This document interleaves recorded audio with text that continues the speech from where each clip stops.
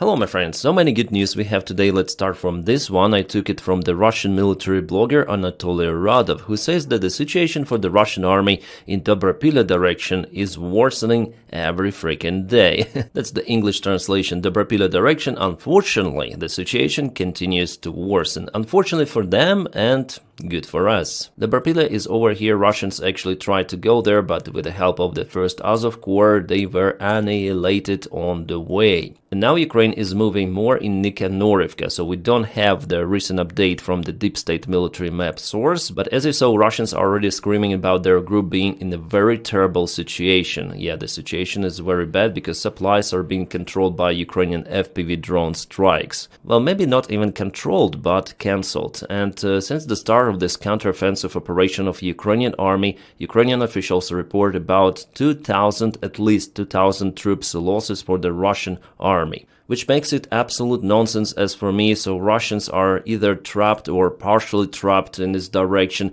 Without sending like the huge amount of the army forces, they're unable to propel forward. Basically with this attack attempt that wasn't really precisely planned by Russians, and moreover the supplies were really terrible for them, they trapped themselves. But I would still say that there is still a chance for the Russian army if they definitely procure lots and lots of the reinforcements. And we know that they gather some of the resources not far away from this area. As President Zelensky says, Russians are getting ready to propel during the autumn time. So we'll see. For now, the picture looks quite good for Ukrainians here. What else we have for today is the fantastic video presented to us by Primary drone unit, which continued to demolish Russian military infrastructure in Crimea. For example, here you may see a couple of the Russian helicopters. Let's watch this video. We're starting from this road. You can see one more drone is flying. Yeah, it is kind of the interesting design. I haven't seen the images of those from close perspective. But here we go, they fly to the local airfield, yes. Well, judging on this tower, I would say that it's the Simferopol airfield because it has this big tower. I've flown to Simferopol several of the times before 2014, before Russian occupation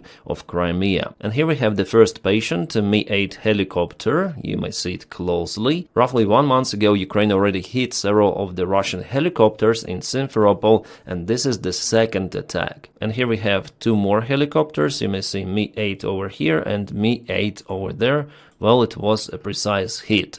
Okay, this is the RLS, so radar station, but in front there is very important Neba-U radar, which is being used for tracking the air targets, but somehow here it wasn't aware that the drone is coming towards it. And you see it was operational, it was rotating, it is visible on this video. Two more helicopters. What is this? Again, Mi-8 helicopter. Well, this strike 100% was a precise one. Plus there is the satellite image confirmation, so Russian army has losses even in Crimea. And I think that Ukraine is going to reinforce those attacks. So primary unit is very capable. Speaking more about Crimea, Russians report that Ukraine started to use Neptune missiles to hit Russian military infrastructure. Before, Ukraine mostly used drones. Well, it's a good step for Ukraine. Maybe one day those Neptunes could reach Kerch Bridge. Alright, now back to the front lines. We have some awesome news coming from Noel reports. Again, their analytics checked out Russian Telegram channels, and not only what Russian military bloggers and Russian soldiers say about this direction.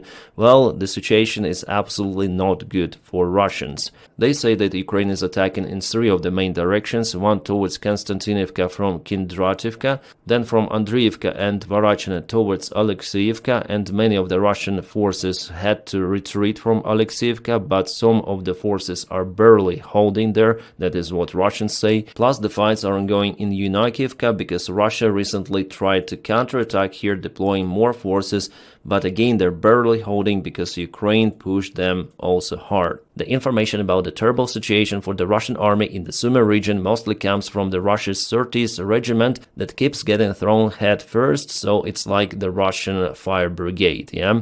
For example, they operate now in Yunakiivka, but they tell that no, they cannot hold this line. So I'm sure that very soon Ukraine is going to propel forward, liberating some of the villages in Sumy region, because Russia was forced actually to get their forces out from Sumy. They're gathering their forces in Pokrovsk direction and attempt to counterattack Ukrainian army. Yeah, for now it's Ukrainian counterattack and a Russian attack, and now Russians want to reinforce their group to take the ground after all, but we'll see how it goes for that one. But what I may say already, that Sumy operation for Russian army mostly failed. They are unable to get more ground, they're unable to keep the ground, and it's time for Ukraine to keep this initiative. Here we have more information about Oleksiivka, Sumy region, which is presented to us by 225th Brigade of Ukrainian Army. We have a Ukrainian flag there, probably was even delivered by drone, but Russians hesitate to remove it, which means that they're very busy to be bothered by Ukrainian flags. And one more Russian Z channel says that Oleksiivka will have to retreat from Oleksiivka, they say. Now the situation is the same as in Kondrativka, and Russia was forced to retreat from Kondrativka. They also say that they lost the vast part of their regiment, 30th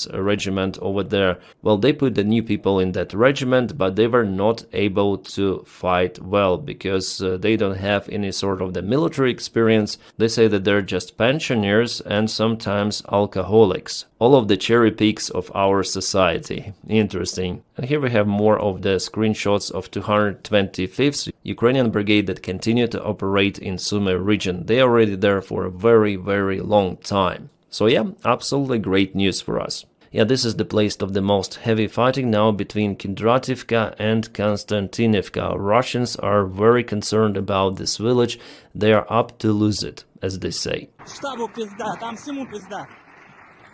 Штабу пизда, там всему пизда. It means our headquarters is kaputted and everything there is kaputted. Yeah. Kind of interesting video filmed by the Russian soldier somewhere in Donbass. Eastern front lines, Ukraine burned down some of the Russian headquarters or the Russian base. Russian soldier is damn unhappy about it. Parapax, that's the watermark of the Telegram channel where I took it. And here's the image itself of the Russian base. Definitely something big is burning there.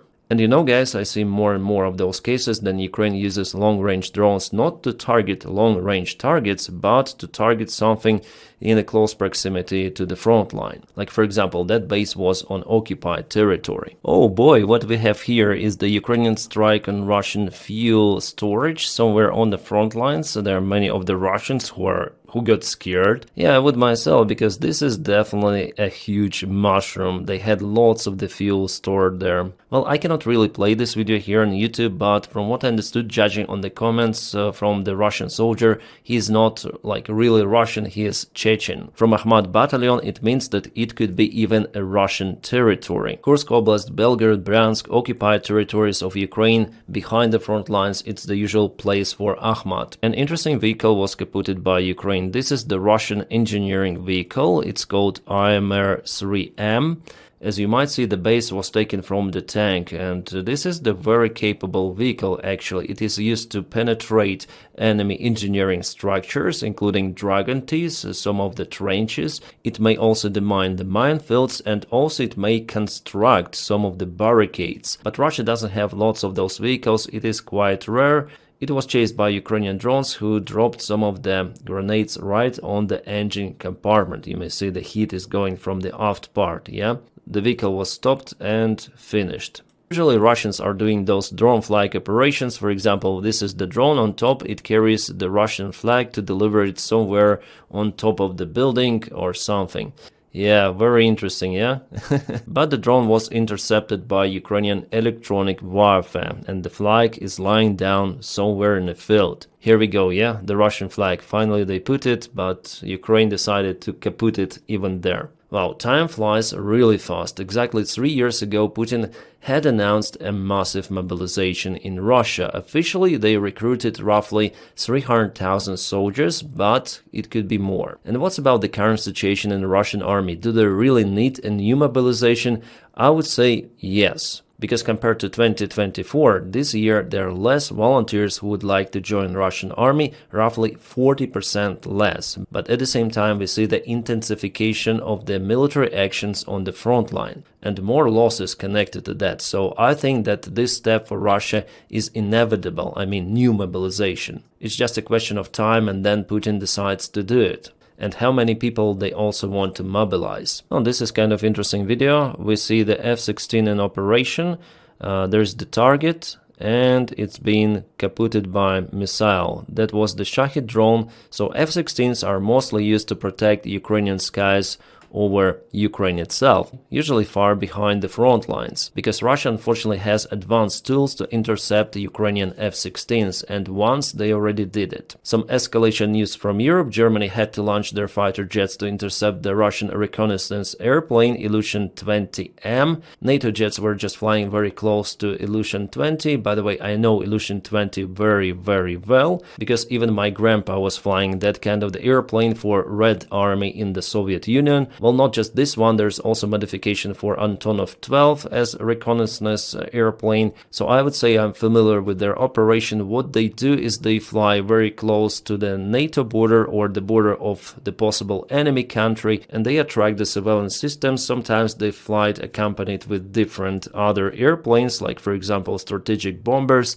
So if some ground radar tries to track this target, immediately it is being spotted by this reconnaissance aircraft. So 100% Russia collects the information about NATO defense capabilities near Baltics. My grandpa did the same job for Iraqi forces that were allied to Soviet Union before Iran-Iraq war. They flown like that before the hot stage of the military conflict, so it helped Iraqi army to understand the locations of the ground raiders of Iran. That was the ally of the United States of America by that time. Yeah, time changes. So you may see a hint here, yeah, why Russia is flying their reconnaissance airplanes, trying to collect all of the data. It could be one more concerning signal for our allies in NATO. Well, Donald Trump today stated that the United States will help protect Poland if Russia continues escalation. Alright, so will help sounds kind of interesting. It doesn't mean we will protect Poland, but we will help. Yeah, with what Donald Trump could help, he didn't specify. In general, guys, I see the weakest possible reaction from our Western ally, United States of America, and from NATO in general. And Donny, what's about Baltic countries? Can you do the same for them, like at least help? Guys, it is very concerning as for me, and the signals that I see coming from Russian officials, they are frightening actually. I'm not saying that this escalation will happen this year or the next one, however, still there is the chance even for that, but definitely we see that Putin's appetite goes beyond Ukraine. Yes, sorry, there is the watermark which I closed with my image. So Putin again continued to threaten Europe. He said that you've been told that your difficulties are because of the Russian, as a result of the Russian hostile actions, and then you have to pay for the efforts to counter the alleged Russian threat from your own pockets. All of that is a lie. So do not help Ukraine, do not pay with your pockets.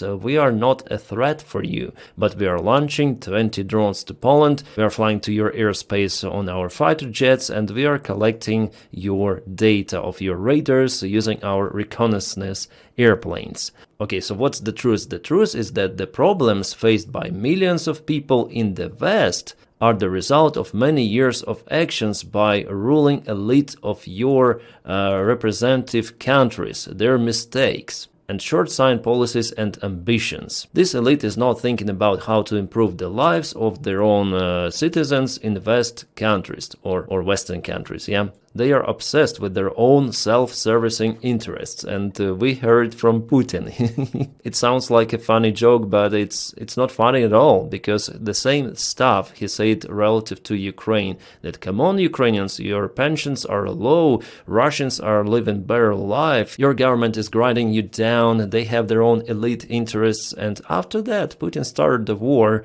in Ukraine. How ugly he really is. So Europeans, Putin thinks that you have kind of the miserable lives out there in Europe under your politicians' ruling, so Russia wants to go and liberate you from everything, including your cities, towns, sometimes lives. This video was filmed in Mirnograd, Pokrovsk direction. This is the Mirnograd, I guess, itself.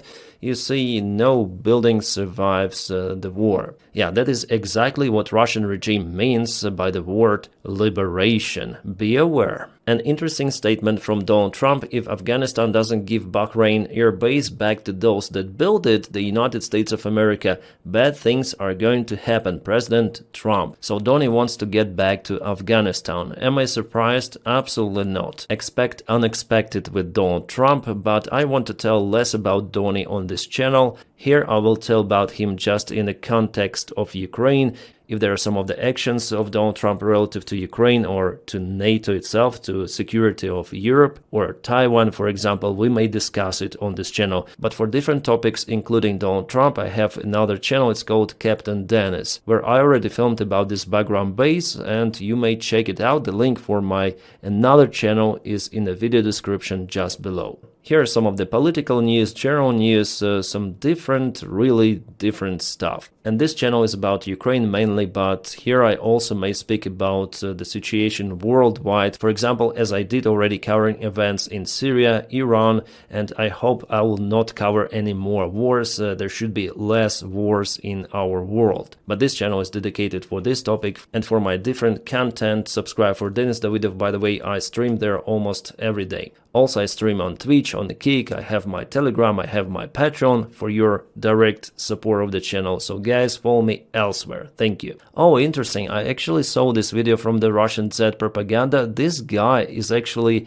Polish traitor who left Poland to fight for the Russian Federation. His name is, or it's better to say was, Jerzy Tic. He used to be a Polish policeman, but he loved Russia so much he wasn't understood back in Poland, so he went to Russia to actually fight against Ukraine. But just today I read in the Russian Z channels that this guy was zeroed on the front line, flatlined. His sincere love towards Russia was cancelled together with him. Yeah, Russia loves those kind of the guys from the West coming because they might use those for their own propaganda purposes, but still they send those to the front lines. So after all, the logical kaput cancels the previous propaganda because they may say everything they can, but if they kaput, it means that something is wrong for the Russian army out there in Ukraine. Even one of the main Russian propagandists, Solovyov, said about the tragic deaths of Jerzy Tic, who had the call sign Zygmunt. He fought against Nazis, blah blah blah. Yeah, the usual stuff we heard from the Russian propaganda. For them, we're all Nazis, plus Putin also recently stated that there are lots of the Nazis in Europe, and they're growing even more than in Ukraine. Oh, just now while I'm recording this video, there was the information about the fire caused by Kaboom in Crimea. This is Foros place. Local channels reported about drones, Kabooms, Treletsky is on fire. I'll try to find out what is that, but looks kind of interesting. Well, it seems like Russia is planning to continue the war for a very long time. Those are children from the Russian kindergarten, and they went to the government military club in their age, before school even. And here they proudly say that all of the group went to join them. This is shown on Russia 1, Russian propaganda. They are wearing military uniform at the very beginning. They have some of the military, maybe Russian veteran or something. Those children are doomed. Russian society as well.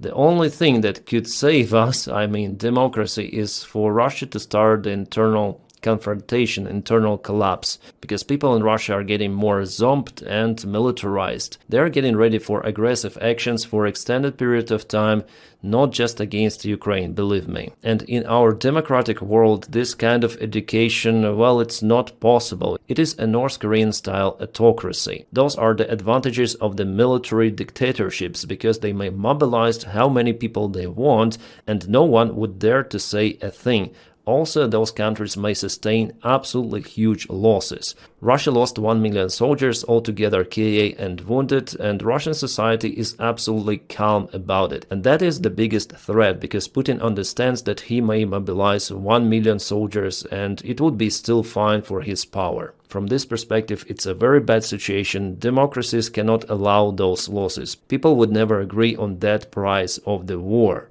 And Putin understands that, so the only force which is capable to cause harm for Russia is actually Ukraine. At least for today, it's like that, so it's important for Europe to support Ukraine. Also for United States, it is also important, but Donald Trump doesn't understand that stuff. Okay guys, special thanks for my Patreon supporters and also for members of this YouTube channel. Thank you so much for making this content possible. Without you, I wouldn't be able to dedicate all of my time for the stuff I do here. So you hire me and I film every freaking day. And you may join my Patreon with a link in the video description just below. And for everyone, many thanks for you too for watching my videos, for liking them, for subscribing on my channel.